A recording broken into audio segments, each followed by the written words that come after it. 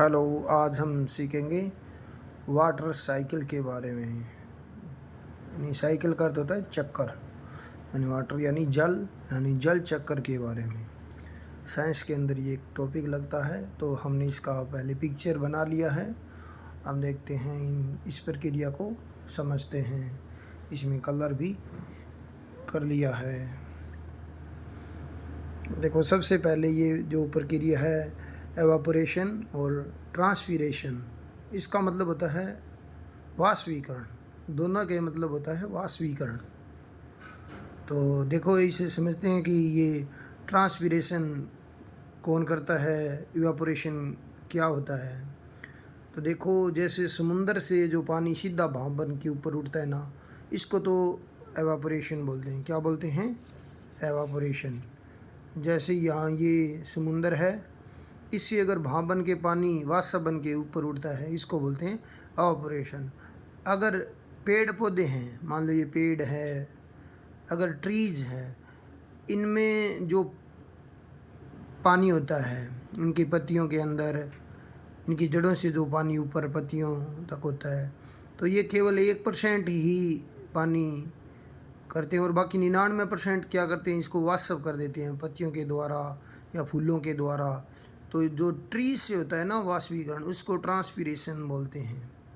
तो अब समझ में आ गया होगा कि ट्रांसपीरेशन ट्री के द्वारा जो वाष्प होता है, भाप बन के जो पानी होता है, उसको बोलते हैं। और एवापोरेशन वो जो वाष्पीकरण होता है, जो क्या है, समुंदर से पानी सीधा ही भाप बन के ऊपर उठ जाए। उसके बाद देखो ये फिर क्या होता है, आगे जाके देखो बादल कैसे बनते हैं। ये जो भाप होती है, चाहे एवापोरेशन हो चाहे ट्रांसपीरेशन हो, ये जाके आगे एक बन जाती है जिसको बोलते हैं कंडेंसेशन। यानी इसको आप हिंदी में समझे तो संघनन बोलते हैं। संघनन का मतलब होता है, जैसे ये वाष्प होते हैं ना, ये बिंदु के रूप में छोटे छोटे मिलके क्या होती है, वर्षा की बूंदों में बदल जाती है।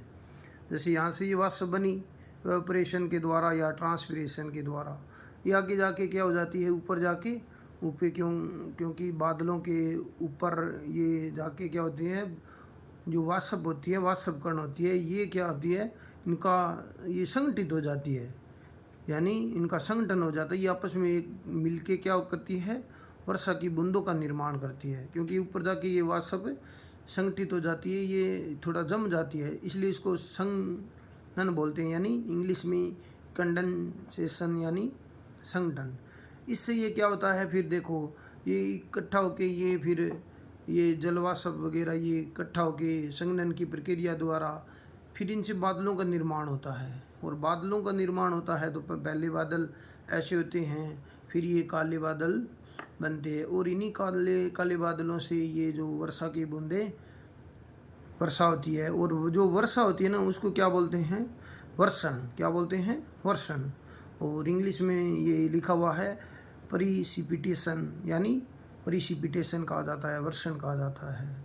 तो इस प्रक्रिया से हमने सीखा कि ये एवापोरेशन होता है या ट्रांसपीरेशन होता है, वाष्पीकरण होता है। ट्रांसपीरेशन पेड़ों के द्वारा होता है, और एवापोरेशन जो वाष्पीकरण होता है, सीधा समुंदर से जो पानी क्या है, सूर्य की गर्मी के कारण क्या है, सीधा ऊपर उड़ता है। और ये फिर ये